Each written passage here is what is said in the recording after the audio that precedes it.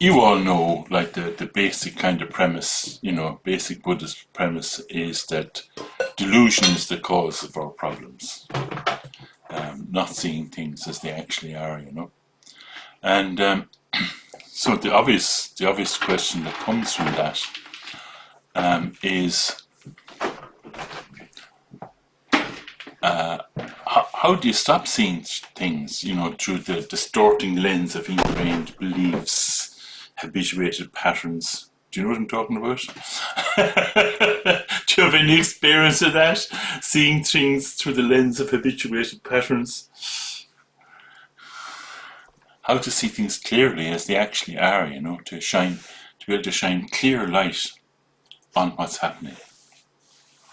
And it's quite obvious, isn't it, really, that you can only see clearly, when you've stopped struggling to change what you consider to be good and bad experiences. Because struggling obscures the ability to see. It's quite simple, really. By the way, all of these things are very short, very pithy, but they say a lot. So what do? It's a question of just casually observing your mind. Very casually observing your mind, while not being fixated on what's in your mind. And you know, I use this phrase mental events, and I thought it'd be very good to explain what's meant by mental events. So I this phrase mental events I find a very good description. Is a very good way to describe the movement in your mind, these mental events. So just to give you an example of what is a mental event and how it maps onto thinking and thoughts. Okay, so I'll give you an example from Spain. I think this happens very rarely in Ireland. So say it's been very hot outside and you're in a supermarket and you pass by the refrigerator section and you notice it's cold. That's a mental event, right? And then you think, that's nice. That's nice, That thought is also a mental event. That's a thought, though. It's a mental event, but it's a thought. It's about something that has happened. It's about a previous experience. But it's a mental event. And should I pause here and see if that needs to be made any clearer? I think it's a good idea. I can always cut it out of the video anyway, so...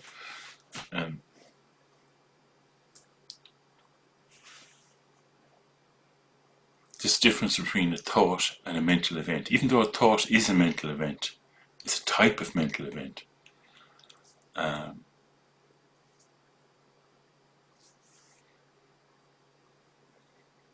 Martin, you say it's about things that have already happened. Can it also be about things that might happen? That you worry? Yeah, exactly. Yeah. Exactly. Yeah. And unfortunately, see, in common language, we just use the word thought for everything. So when you hear somebody saying, like, that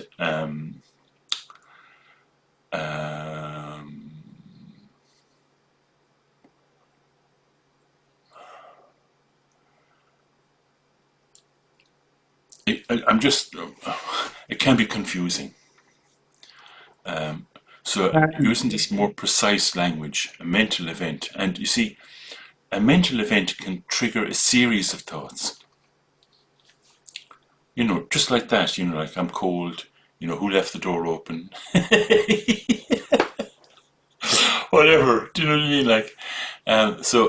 mental event can trigger a series of thoughts about the mental event. But each of these is a distinct mental event. You see, the sequence of thoughts that we have, it might seem to be an unbroken sequence. It might seem to be all connected together, but actually it's just a series of distinct mental events.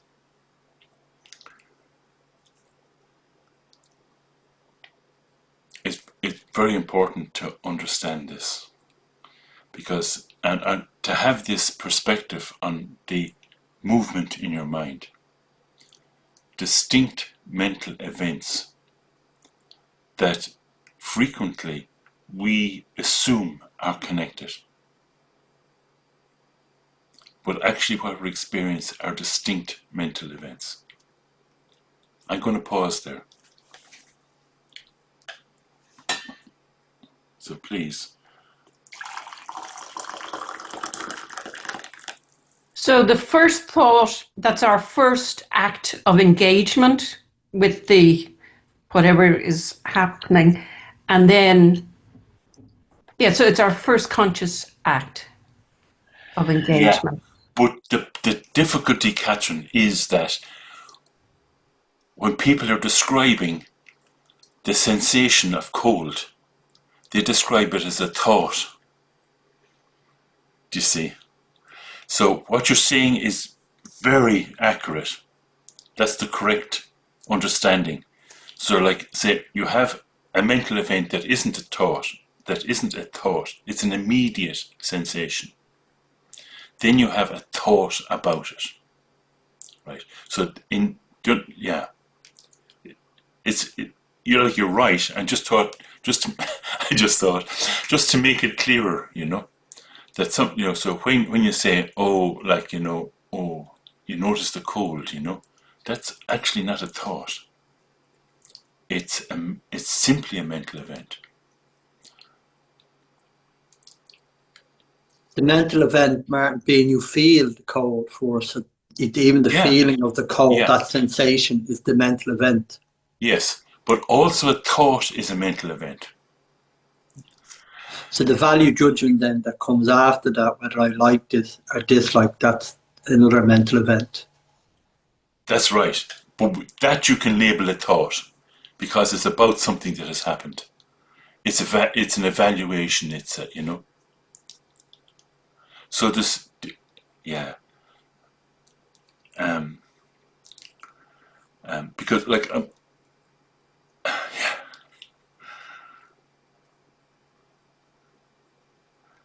It's very different. It's very funny, like when you directly know this stuff, it's just bloody obvious, that. But when you don't know it, you can become confused, and you think that a series of thoughts, are all connected together, that they're all solid, very, very solid. But Martin, going back to what you're saying with the struggling, so yes, the feeling of the cold, like at that stage, and it's just allowing that to be there. There's no struggle such going on. Yeah. Yes. But then whether you create the evaluation, then there's the struggle. Yeah. Yeah. Okay. Trying. No, it doesn't have to be a struggle. It can be just as simple as putting on a jumper or something. It doesn't have to be a struggle. But it's a subtle struggle. I mean, it has subtle beginnings. That's right. Again, you see, we're not trying to make some kind of what do you call it, a puritanical view. Yeah, that's okay. So is it the habitual stuff, the response, the karmic habitual way of looking at, I don't like this. Exactly. I like this. Yeah, that exactly. Starts it into this big deal. And then the struggle comes. What am I going to do about it? Okay. Yeah. Okay. Is Ross going to say something? No. It's okay. I'll stay quiet, Martin. Okay. The world will be. Okay. Yeah.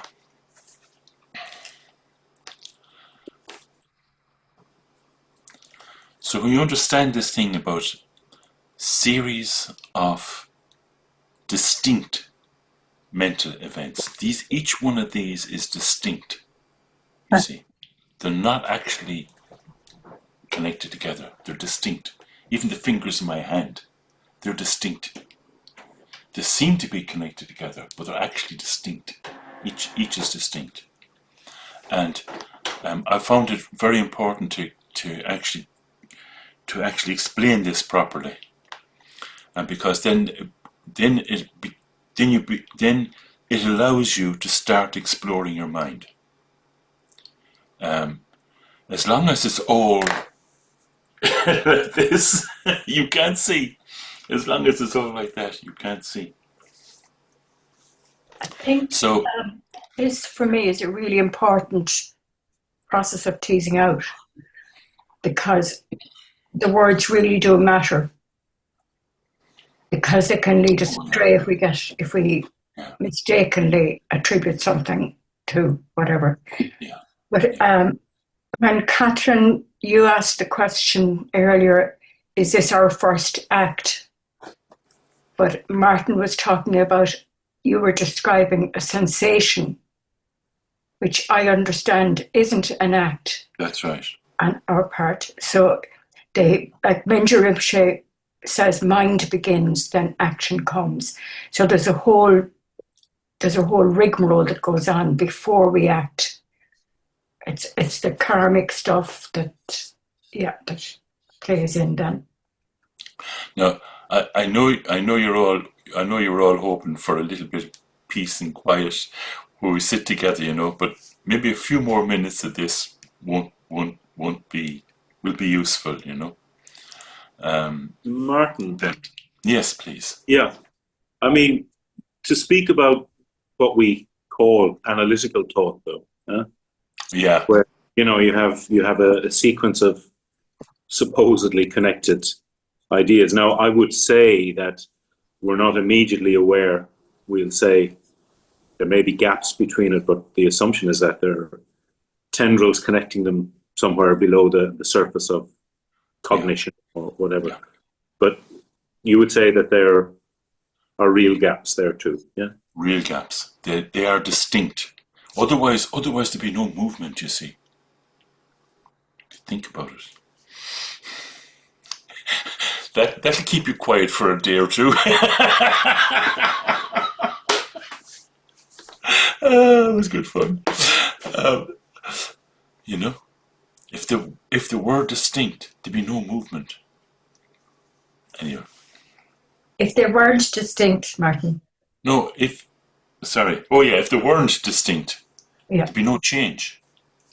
There'd be no change. There'd be just bang, this thing. Yeah.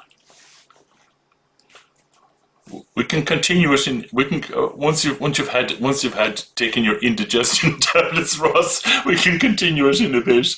But the main thing to getting across here is that our experiences are these distinct mental events, right? So now the next thing then is to actually see what are mental events. What are they?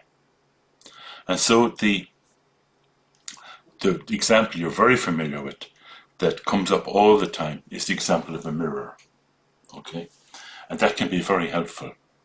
So I have a little sequence here. Let me see. Let's go through it. I hope it works. There's an outside world. I should get a mirror. Oh, wait. Do I have a mirror? No. Okay. So there's an outside world. I should have got a mirror. I used to have a mirror. Anyway, so there is an outside world that appears, that is in front of the mirror, right? So this is the mirror. There's an outside world that appears in the mirror. So the world is reflected in the mirror.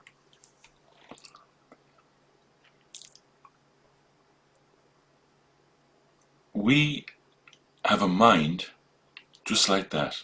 We have a mind that experiences these outside events. Of course, inside events as well, but we have, just like a mirror, experiences. Okay. So, a mirror doesn't actually experience the outside world. It's only reflections that appear in the mirror. Not the outside world, only the reflections.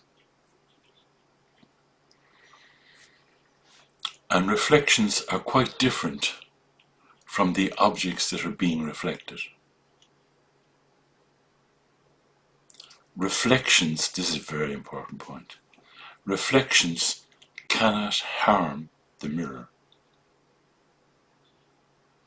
The outside objects, you could throw a stone at the mirror maybe, and that would affect it, but the reflections do not ever harm the mirror. They don't ever affect the mirror. It doesn't matter what you put in front of the mirror, you know, it's not a problem for the mirror, because what is appearing is just a reflection.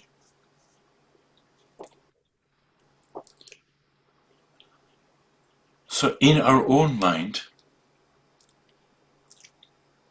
we have these mental events, which are like the reflections in a mirror.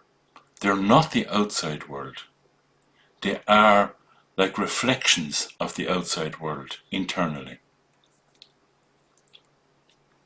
And it's interesting that the mental events have a lot in common with a mirror's reflections. Okay.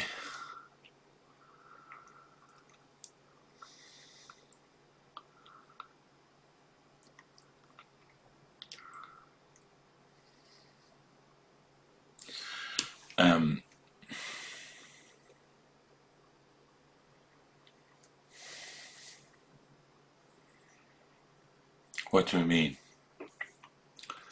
The reflections are just a display in the mirror. Mental events are a display in our mind.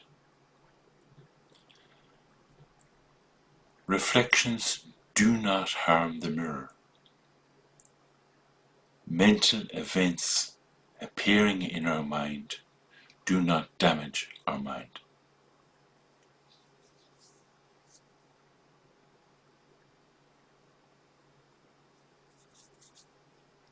Now that's a statement of mine. Maybe it's not true. Maybe this is just a Buddhist dogma that's gone unchallenged.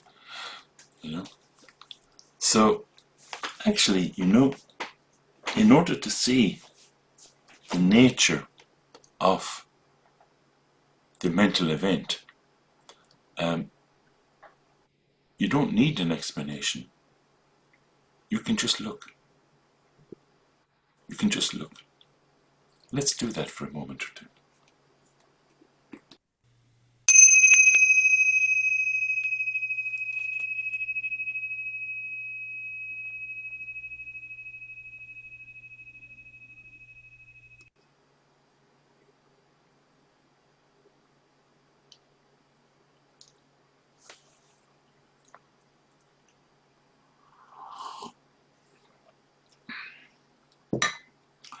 Does anybody not have something happening in their mind? Put up your hand.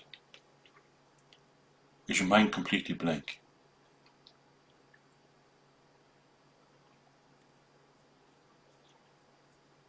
Okay.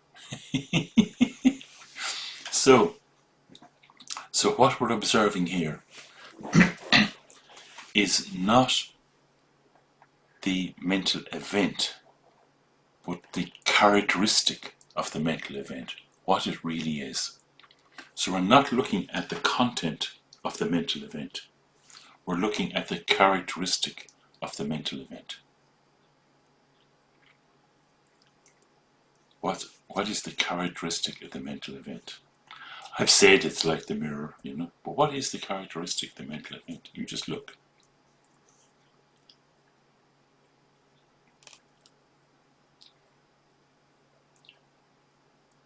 Do mental events last very long?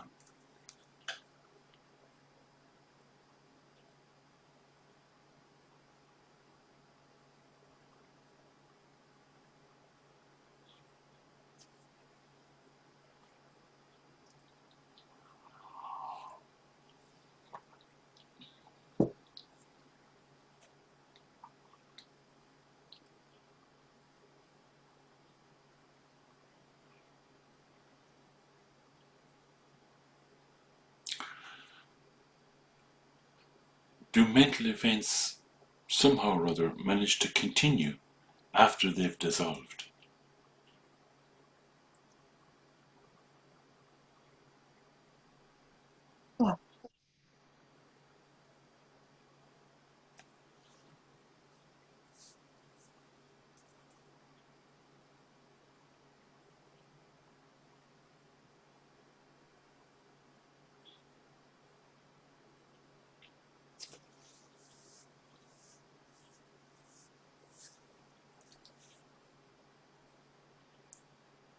So, there isn't a right answer, there's your answer.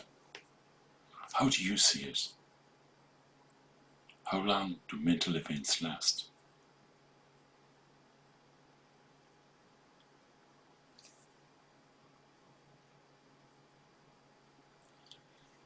Can you find a mental event that's harmful?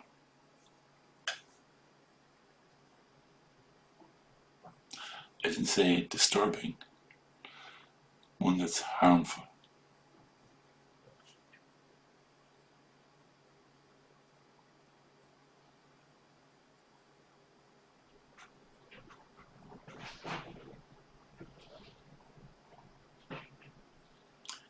Can you find a mental event that's beneficial?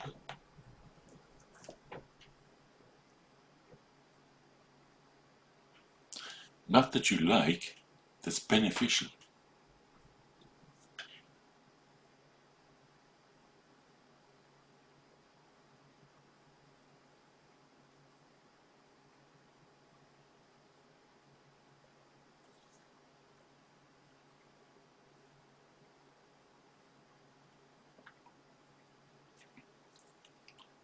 Okay, so we'll take a little break.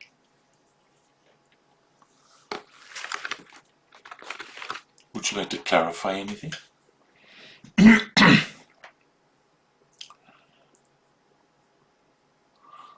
We can call this, by the way, I was thinking, this isn't meditation. Actually, this is Vipassana meditation, insight meditation, seeing the nature.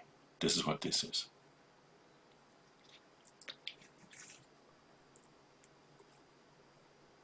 Going back to last Wednesday, we don't have a mind.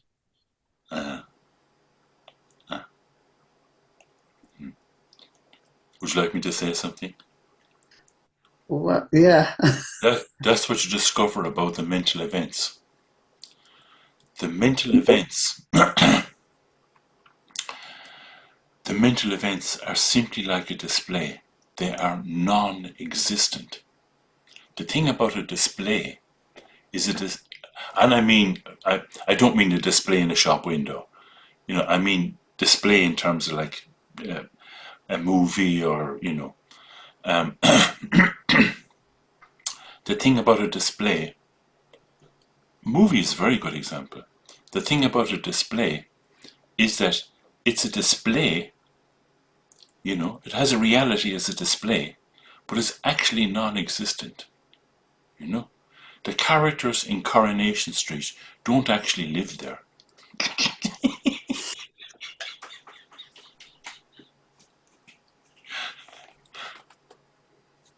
So therefore, this is what's meant by no mind in mind. So even though there is a display, there's all kinds of movement in your mind, there's actually nothing there. It's non-existent, other than as a display.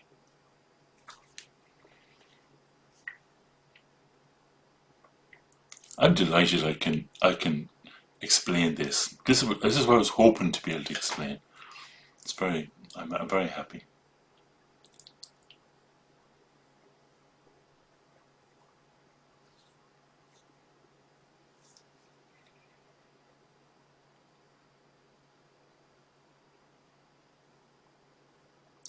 Okay, I'll wind this part up.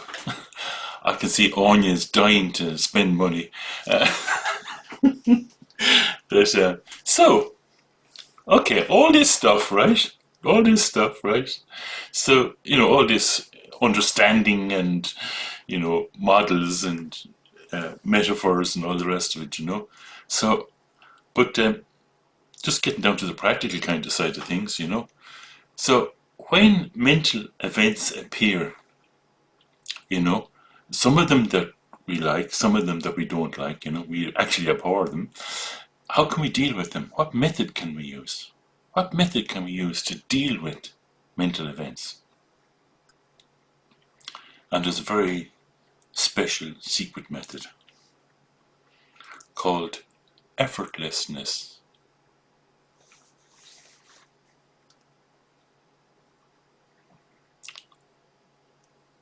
Do you know how to do effortlessness?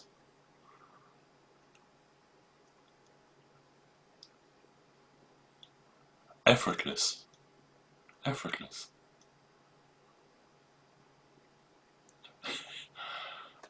How do you fix the characters in Coronation Street? You don't. How do you fix the display? You don't. Because you don't need to fix the display. Because it's a display. So you can be effortless.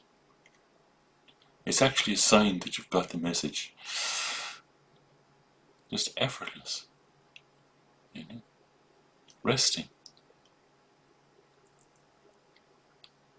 And even though there's all this activity in your mind, it doesn't go away. There's activity in your mind. Yet you are in contact with what we call basic space. Basic space. All this stuff is happening as a display. You're just resting. And this is not something you need a cushion to do. You don't need a meditation posture. The only thing you need is presence. And direct personal experience about what a mental event actually is. That's it. Would you like to sit for a little bit, or are you good? So that was Vipassana meditation, not shamatha calming meditation. How's that? I release you. You're free. Go ye therefore.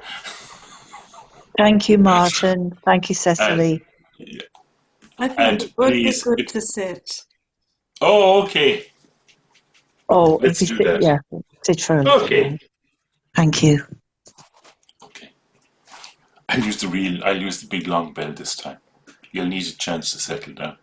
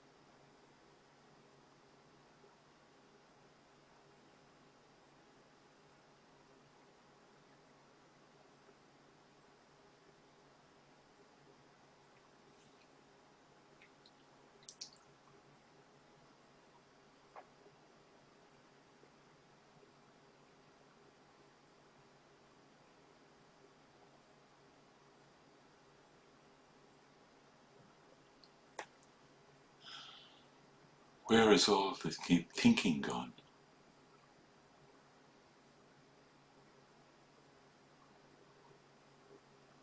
You know, it's like it happens and it goes. It's not a problem. If you focus on it as being something substantial and real, you struggle.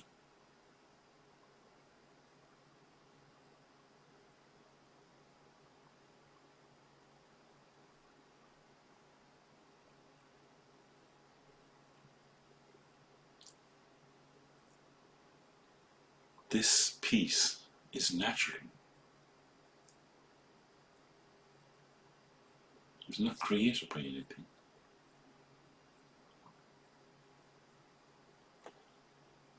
The struggle is created by confusion.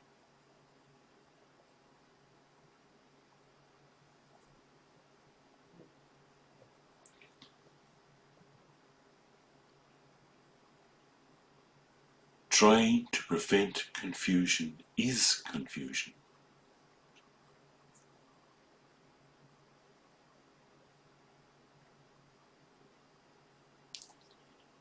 Confusion liberates itself.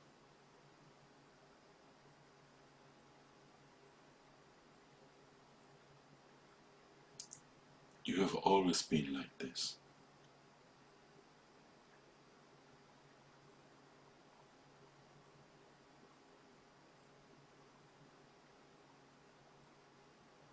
Free.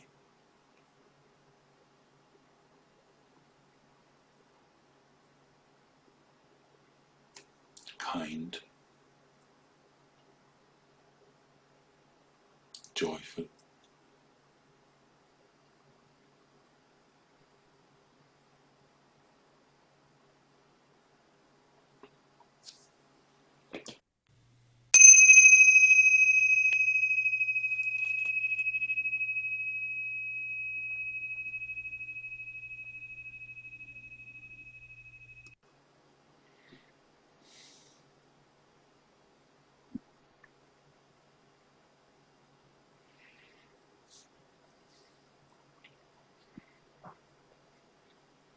Well, that's it, by the way.